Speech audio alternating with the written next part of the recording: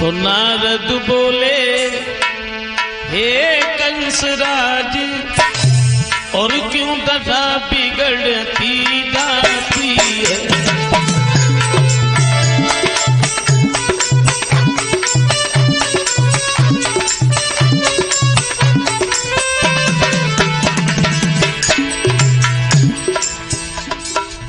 जैसे नारद कहते हैं बात क्या है।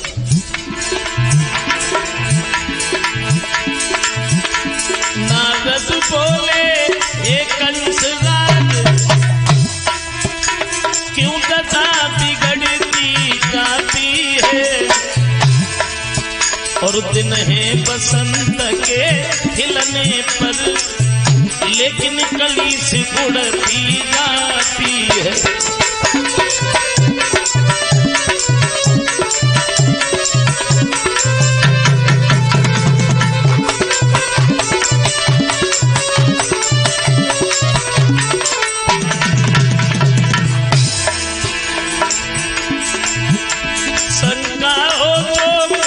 दुश्मन की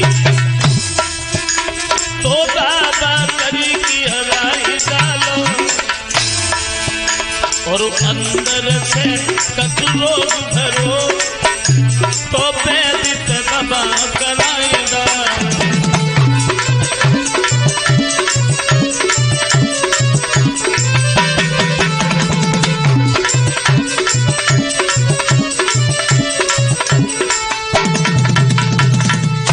जवाब दिया बात क्या है।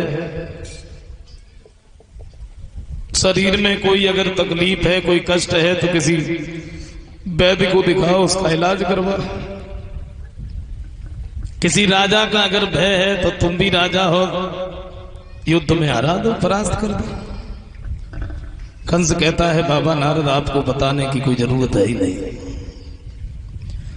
आपको तो सारी बात मालूम है। हमारा काल जो गोकुल में पैदा हो गया अब तो हमने ये भी सुना है उन्होंने उस गोकुल को भी छोड़ दिया और वृंदावन में बड़े सुंदर महल बना के रहने लगे। तो नारद कहते हमें तो ऐसा लग रहा है किसी ने मेहनत मजदूरी करके महलों को बना लिया तो तुम्हें जलन है। बोले नहीं। फिर क्या बात है। बात सिर्फ इस बात की है हमने अनेकों योद्धाओं को भेजा लेकिन किसी ने लौट करके यही नहीं बताया वो दोनों हैं कैसे। मेरी तो समझ में नहीं आता है मैं क्या करूं। तो नारद कहते हैं ऐसी छोटी सी बात के लिए तुम इतने परेशान हो। कंस कहता है महाराज ये छोटी सी बात कहां है। बोले तुम्हें कुछ भी नहीं करना पड़ेगा तुम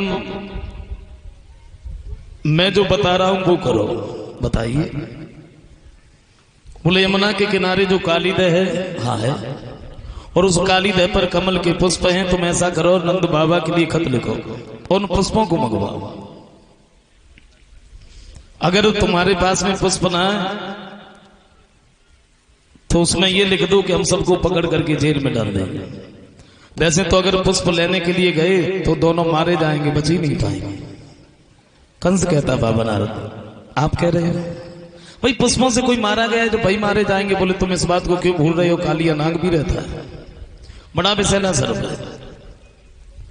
भाई हुआ नारद तो वहां से चले गए। इधर कंस ने पत्र लिखा वृंदावन के बसने वाले बाबा नंद हमें कुछ कमल के पुष्पों की आवश्यकता है उन्हें हमारे पास में भेजो। अगर तुमने ऐसा नहीं किया तो हम तुम्हें ही नहीं बल्कि तुम्हारे सारे परिवार को पकड़ करके जेल में डाल देंगे। वो खत नंद बाबा के पास में जब भेज दिया उन्हें जब पत्र मिला उन्होंने पत्र को खोल करके पढ़ा है तो मैया तो बैठ करके रोने लगी। भला कालीदह पर कौन जाएगा क्योंकि कालिया नाग रहता है। समझाया। श्याम सुंदर आए हैं देखा मैया बैठी बैठी रो रही हैं तो कन्हैया ने पूछ लिया मां बात क्या है।